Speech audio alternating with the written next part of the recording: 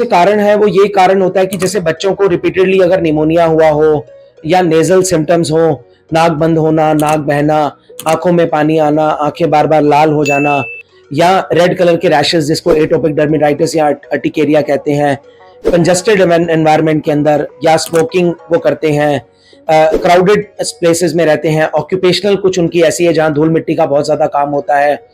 उसके बाद पॉलन्स जहां पर बहुत ज्यादा होते हैं, कुछ ऐसी फंगस हैं जो घर के अंदर सीपेज लग जाती है जिसको सीलन बोलते हैं, तो ये भी सारे अस्थमा के मुख्य रूप से कारण हो सकते हैं।